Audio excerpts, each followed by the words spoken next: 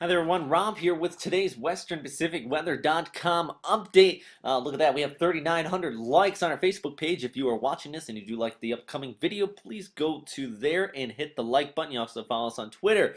But today's update, not concentrating on the Northwest Pacific, but more or less, actually this picture right here.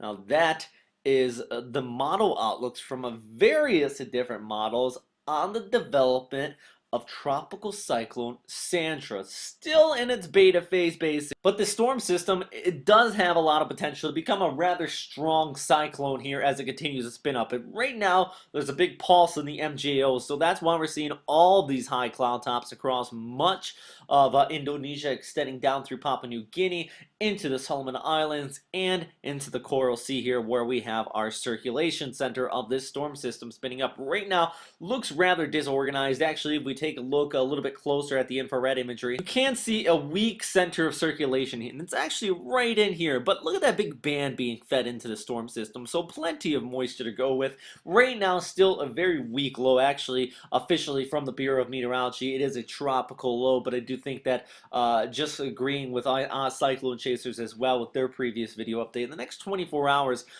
this very well is going to be becoming a cyclone. Now, where is it going? Well, if you remember, we just took a look at the model outlook there at the beginning, and all the models actually did not agree on the exact same thing. And this is from the Bureau of Meteorology, showing a wobble in the forecast. And the main reason behind this is because there is an absolute lack of steering flow in the upper atmosphere here. And actually, if you watched my previous updates, you would tend to know that I like using this streamlined analysis, and you follow the overall background flow when tracking the general direction of cyclones or even typhoons, and it just gives you kind of a first guess analysis before you dive into the forecast and model outlook here. And right now, you can see that clockwise circulation right in here, that flow around the system and right where it's located. And when our system right here is going to tend to move off here towards the east, and many of the models actually picking up on this, same with the Bureau of Meteorology, pushing it off here, and actually some of the models pulling it down there towards New Caledonia, off towards Solomon Islands.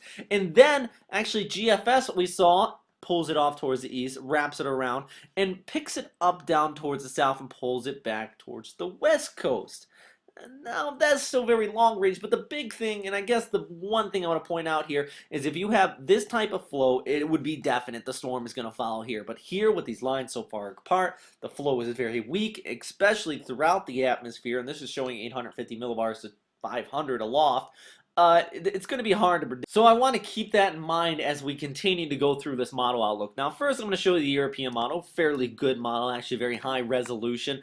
And it pulls off here towards the east, actually going through Saturday, and rapidly intensifies. In the storm system, with this abundant amount of moisture, I do think that it is going to have that rapid intensification going through it. Actually, if we switch up the winds, you can see some of these winds upwards of up to about 60 to 70 knots in the next 24 to 48 hours, and continue intensifying to that very strong cyclone stage. Another factor that's going in this, though, is, like I said, that moisture inflow. And if we take a look at the relative humidity at this time, plenty of moisture coming in from the north, a little bit of dry air wrapping around it, and that's going to keep it at bay for the time being. But as we look into Sunday, the dry air actually sort of eases off, and that moisture starts to influence more. And then, if we take a look at the MSL, the pressure actually deepens on the storm system as it pulls farther off there towards the east. Now, that's fairly confident, at least in the Saturday and Sunday, that is going to drift towards the east. And really the big thing at this time, I do want to stress, is some high waves along New Caledonia in general, all of the Solomon Islands here, and much of French Polynesia. You're going to be getting in on this as those waves continue to kick up. And then eventually it very well could track down here towards the southeast, impacting you here into New Caledonia.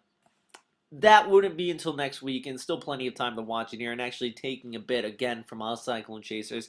I think the big thing to note here is people here really have to watch. If you are on the Queensland coast, do know there is a storm system out there, and do know that it is going to cause some very rough surf along the east coast here. If you are a boater and you plan on heading out to the reef anywhere in this area, well, it's going to be a rough go. So something to keep an eye on. But this is on Sunday, same time frame with the GFS model, and it actually starts to pull it back here towards the east. And let's take a look at this one into the long range. This is going into Monday and Tuesday. Like I said, it pushes around that high pressure, starts to wrap back towards the west, and that very well could start to impact you here on the Queensland coast. That is another possibility. We look here and actually starts to really intensify.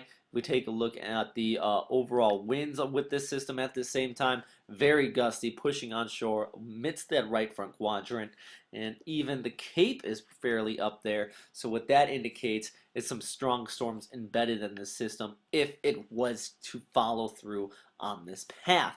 So a few factors taking place here, but just like I said there in the start, with this lack of flow, it is going to be, and to quote one of our readers on the Facebook page there, a drunk lady. It's going to be wobbling all over the place and somewhat unpredictable, at least throughout the weekend.